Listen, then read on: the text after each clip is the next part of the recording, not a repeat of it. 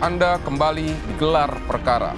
Begal makin nekat, mereka tega melukai korban, tak peduli anak-anak. Yang penting, barang berharga bisa dirampas. Lantas bagaimana mencegah aksi begal? Ikuti ulasannya berikut ini. Ilmu yang mempelajari tentang korban. Di dalam victimologi itu dia ada di dalam diri anak ini gitu ya, tentu menjadi sasaran empuk atau target bagi pelaku. Sendirinya misalnya menggunakan HP di jalan, itu harus diingatkan berkali-kali gitu ya oleh keluarga bahkan sekolah bahwa tidak menggunakan HP untuk tujuan lain.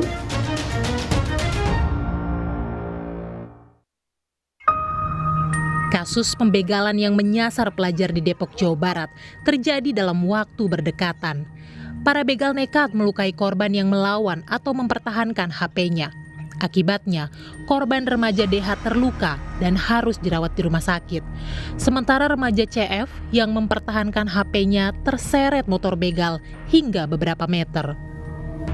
Kriminolog Universitas Budi Luhur Cazizah Gusnita menilai bahwa anak, perempuan dan lansia rentan menjadi korban tindak kejahatan lantaran secara fisik dan psikologis dianggap lemah. Ada yang namanya dari kajian victimologi, ilmu yang mempelajari tentang korban. Di dalam victimologi itu dia melihat ada sebuah karakteristik yang untuk seseorang atau individu ataupun kelompok dilihat dari kerentanannya ya. Kerentanannya itu ada dari fisik, ada dari psikologis. Nah, 3 teratas kita bicara yaitu anak, perempuan, dan orang tua atau lansia. Artinya kan kita bisa melihat ya dari sini fisik dan psikologisnya. Nah, kalau kita lihat dari sisi tadi fisik, tentu kita akan menganggap pelaku ini tadi ya anak merupakan sasaran empuk tadi karena fisiknya mungkin tidak sekuat orang dewasa. Nah, kemudian ketika menerima ancaman, ini kan akan mudah lagi ya. Anak-anak mungkin khawatir, takut, cemas dengan orang dewasa, dibentak saja. Jadi sehingga mungkin ketika pola pikir pelaku melihat anak ini akan mudah untuk diancam, takut gitu ya, ini akan menjadi target-target yang utama atau empuk gitu bagi sasaran pelaku. Kemudian selain mengalami luka fisik, anak-anak yang jadi korban pembegalan disertai tindak kekerasan rentan mengalami trauma.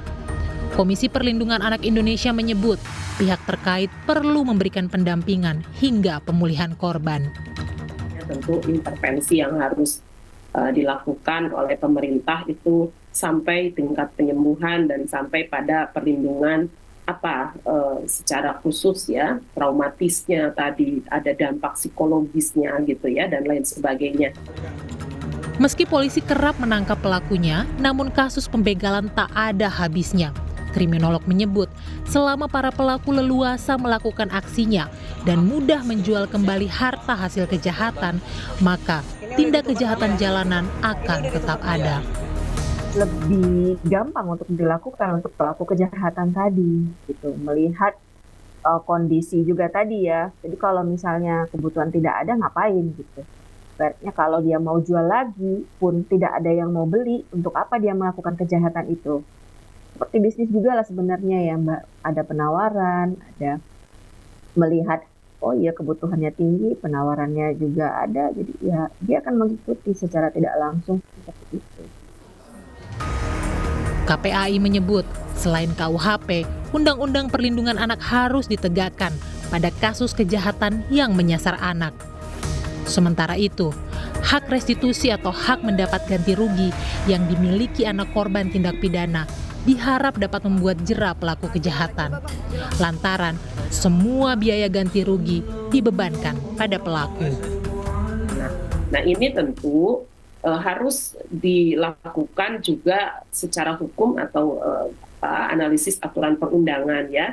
Saya di sini jelas sekali ada Undang-Undang Perlindungan Anak, dilihat apakah korban ini luka sedang ya, luka ringan, luka berat atau sampai meninggal dunia. Dan jelas juga di situ gitu ya, kalau berat itu, atau meninggal itu kan sampai 15 tahun dan dendanya 3 miliar.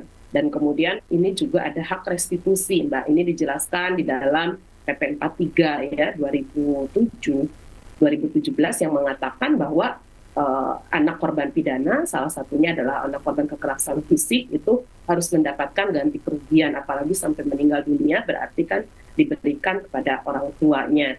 Oleh siapa? Oleh pelaku ya, dan ini masuk dalam permohonan dari keluarga korban. Nah, ini adalah bentuk dari penjeraan ya pada siapapun yang melakukan tindakan kekerasan kepada anak, baik itu secara fisik, psikis ya, seksual maupun mungkin secara mental. Nah, agar kasus pembegalan tak terulang, patroli keamanan mesti ditingkatkan. Selain itu, pemasangan CCTV di ruang publik yang terintegrasi dengan sistem keamanan kantor polisi mutlak direalisasikan.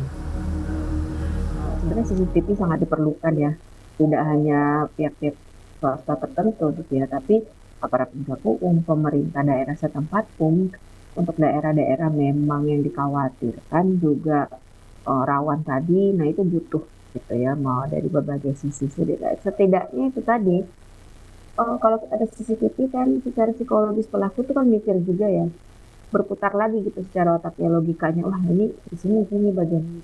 Sehingga akhirnya udahlah nggak usah lah misalnya gitu ya, itu ada upaya kan sih untuk mencegah. Saya kira juga terintegrasi dengan pihak keamanan ya, ada CCTV di area setempat ya. Saya kalau ngomong CCTV itu suka agak sedih ya Mbak, karena beragam kawasan dan beragam zona yang saya temukan itu boro-boro CCTV gitu ya. Bagi masyarakat, mengantisipasi tindak kejahatan dapat dimulai dari diri sendiri. Terkait begal yang sewaktu-waktu mengincar anak, ada beberapa hal yang dapat dilakukan anak, diantaranya menghindari jalan sepi saat pulang sekolah. Jangan menampakkan barang berharga di tempat umum. Waspadalah, kejahatan bisa terjadi tanpa ada niat dari pelakunya, tapi karena ada kesempatan. Ya, biasanya ada saja, mau jalan tikus misalnya, mau jalan ke bukit gitu ya, atau ya tadi gitu, tidak mampu menemukan ali, ada sekelompok, ada segerombol gitu, ada person ya, yang itu beritikat buruk. Dia dengan sendirinya misalnya menggunakan HP di jalan, nah itu harus diingatkan berkali-kali gitu ya oleh keluarga bahkan sekolah, bahwa tidak menggunakan HP untuk tujuan lain. Kalau untuk dijemput ya sudah, di sekolah kan bisa pesan Grab-nya atau meminta tolong orang tua dan siapapun yang menjemput di posisi mana, setelah itu sudah simpan di dalam tas dan tidak untuk dilihat, dibuka gitu, bermain HP, game dan lain sebagainya di jalanan ya. Ini yang kedua, anak sendiri diberikan langkah-langkah gitu ya, bagaimana terhindar dari adanya situasi potensi-potensi kekerasan ataupun tadi yang mengincar dirinya. Yang paling utama adalah dia harus bisa lari ke tempat ramai gitu. Dengan alasan apapun melakukan tindak kejahatan tidak dibenarkan, apalagi kalau sampai pelaku membahayakan nyawa korban.